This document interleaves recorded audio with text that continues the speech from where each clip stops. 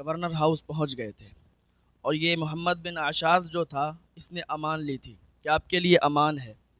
تو جب governor house کے دروازے پر پہنچے تو وہاں پر سپاہی کھڑے ہوئے تھے، اور وہ پانی کا گھڑا رکھا ہوا تھا، وہاں سے اور لوگ پانی پی رہے تھے، جو کہ حضرت مسلم بن عقیل زخمی کافی تھے، پیاس بھی بہت شدت کے ساتھ لگی تھی۔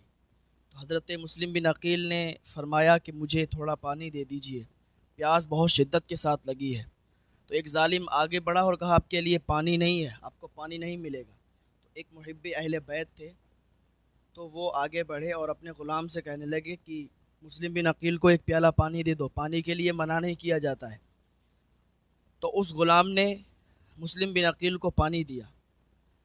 آپ نے جیسے ہی پانی پیا تو چونکہ زخم زیادہ تھا، دانت بھی ٹوٹ چکے تھے، ہونٹ بھی کٹا ہوا تھا، تو خون بہہ رہا تھا، تو پانی جیسے ہی منہ میں گیا تو وہ خون میں تبدیل ہو گیا، خون میں مل گیا، آپ نے کلی کر دی۔ دوبارہ پیا، پھر وہ خون میں بدل گیا، پھر کلی کر دی، پھر آپ کے دو دانت ٹوٹ کر کٹورے میں گر گئے، اس پیالے میں گر گئے۔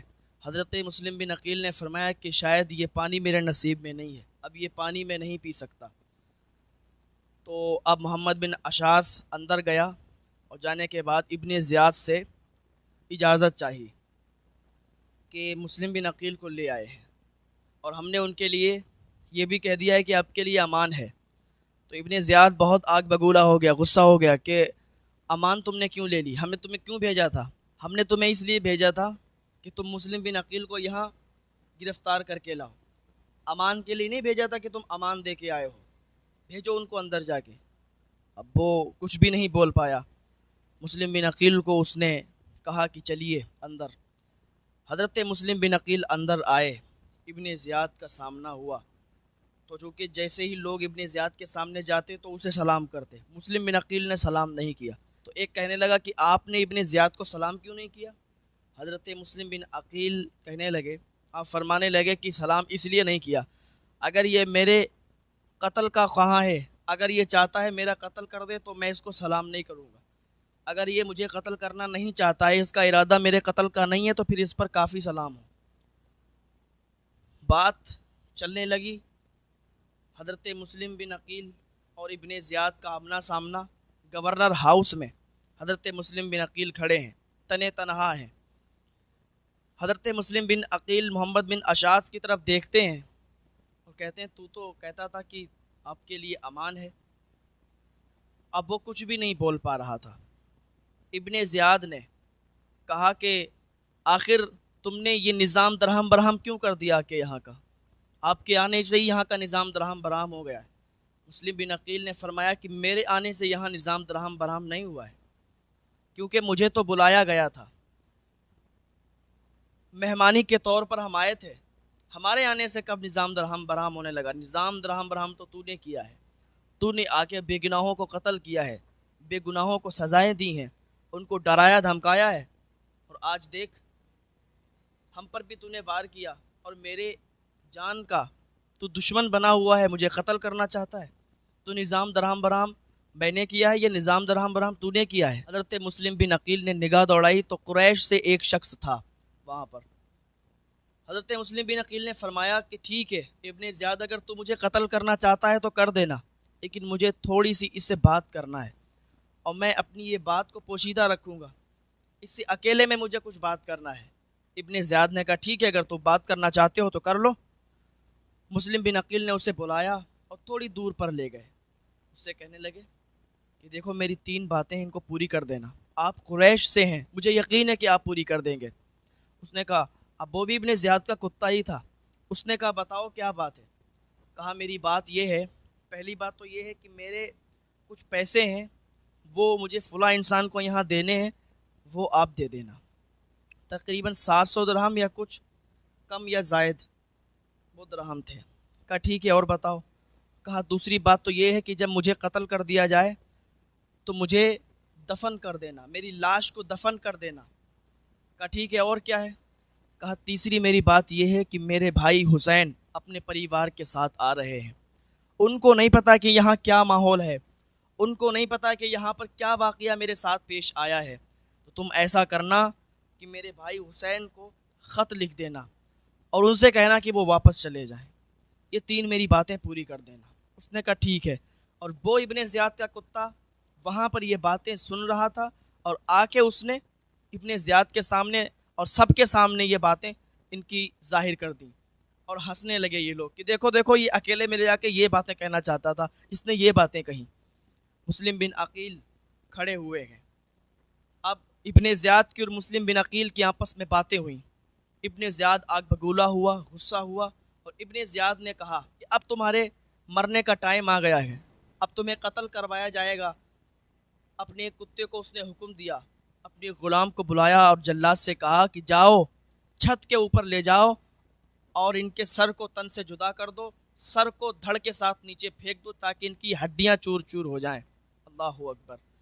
حضرت مسلم بن عقیل کو جب پکڑ کے اوپر لے جا رہے تھے تو آپ اپنے بھائی حسین کو یاد کر رہے تھے کہ ان کا پریوار اور وہ لوگ آتے ہوں گے، ان کے ساتھ کیا حال ہوگا۔ چھت پہ لے جایا گیا اور حضرت مسلم بن عقیل کو ان کے سر کو ان کے دھڑ سے جدا کر دیا گیا اور سر کو جسم کے ساتھ زمین میں نیچے پھینک دیا گیا۔ انا للہ و انا الیہ راجعون۔ حضرت مسلم بن عقیل کی شہادت ہو گئی۔ اللہ اکبر۔ اب ادھر حضرت مسلم بن عقیل کی شہادت ہو گئی۔ اب ابن زیاد نے ہانی بن عربہ کو قتل کروانے کے لیے بازار کے بیچوں بیچ میں بھیجا کہ بازار کے اندر ہانی کو قتل کیا جائے۔ لوگ اپنے گھروں سے نکلنا بند کر دیے تھے، اتنی دہشت پھیل گئی تھی، لوگ اتنا ڈر گئے تھے کہ اپنے دروازے لوگوں نے بند کر دیے تھے اور گھر سے باہر نہیں نکل رہے تھے۔ اب ہانی کو اس نے اپنے جلادوں کے ساتھ بازار میں بھیجا اور کہا بیچ بازار میں ہانی کو قتل کیا جائے۔ ہانی کو جب لے جایا جا رہا تھا تو ہانی پکار پکار کر کہہ رہے تھے کہ اس دن سارے لوگ جنہوں نے گورنر ہاؤس کو گھیر لیا تھا، اب کہاں گئے میرے قبیلے والے، کہاں گئے میرے پریوار والے، کہاں گئے میرے رشتہ دار، آؤ مجھے بچاؤ آ کے، اب مجھے قتل کرنے کے لیے لے جایا جا رہا ہے۔ ہانی نے اپنے ہاتھوں کو چھڑایا اور چیخ چیخ کر کہنے لگے کوئی تو مجھے کوئی لکڑی دے دو، کوئی ہڈی دے دو، کوئی تلوار دے دو، کوئی ڈنڈا چھڑی دے دو تاکہ میں اپنی جان بچا کر یہاں سے نکلوں۔ لیکن کوئی قریب نہیں آیا اور بازار کے بیچوں بیچ میں ابن زیاد نے قتل کروا دیا ہانی کا۔ انا للہ و انا الیہ راجعون۔ اب اس کو پتہ چلا کہ مسلم بن عقیل کے ساتھ ان کے 2 فرزند بھی آئے ہوئے تھے، ان کے 2 بچے بھی آئے ہوئے تھے۔ اب اس نے حکم دے دیا، اعلان کروا دیا کہ مسلم بن عقیل کے بچوں کو جو بھی اپنے گھر میں جگہ دے گا، جو بھی اپنے گھر میں چھپائے گا، تو اس کا حال بھی ہانی کی طرح ہوگا، اس کا حال بہت برا ہوگا، یاد رکھنا۔ سارے لوگ اپنے اپنے گھروں کے دروازے بند کیے ہیں۔ اب حضرت مسلم بن عقیل نے شاید طوا کے گھر یا اس سے پہلے اپنے بچوں کو قاضی شرح کے یہاں پر چھپا دیا تھا۔ قاضی شرح یہ محب اہل بیت تھے، اہل بیت سے محبت کرنے والے تھے۔ جب ان کو یہ اعلان کی خبر ہوئی کہ ابن زیاد نے یہ اعلان کروایا ہے کہ جو بھی بچوں کو اپنے گھر میں رکھے گا اس کو قتل کروا دیا جائے گا، اس کی گردن کو کاٹ کر اس کے جسم کو اس کے دروازے پر لٹکا دیا جائے گا، اب دہشت پھیلی ہوئی تھی۔ قاضی شرح نے کیا کیا، اپنے بیٹے اسد کو کہا کہ جاؤ، ایک قافلہ جا رہا ہے، اسی قافلے کے ساتھ ان دونوں بچوں کو کر دو، یہ چلے جائیں گے، ان کی جان بچ جائے گی، اگر یہ یہاں رہیں گے تو پھر ان کی جان کو خطرہ ہے۔ تو اسد قاضی شرح کا بیٹا، اس نے ان دونوں بچوں کو لیا اور وہ جو قافلہ جا رہا تھا وہ ڈھونڈنے لگا اور اس قافلے تک پہنچ گیا، حالانکہ گرد نظر آ رہی تھی، ان دونوں بچوں کو وہیں پر کر دیے گا، دیکھو وہ گرد نظر آ رہی ہے، یہ قافلہ جا رہا ہے، تم لوگ جلدی سے جاؤ اس قافلے میں شامل ہو جاؤ۔ بچے تو چھوٹے تھے، چھوٹے بچے تھے، دوڑتے رہے، بھاگتے رہے، قافلہ ڈھونڈتے رہے، تھوڑی دیر کے بعد وہ گرد جو تھی وہ ختم ہو گئی، قافلہ نکل گیا، ان بچوں کو قافلہ نہیں ملا۔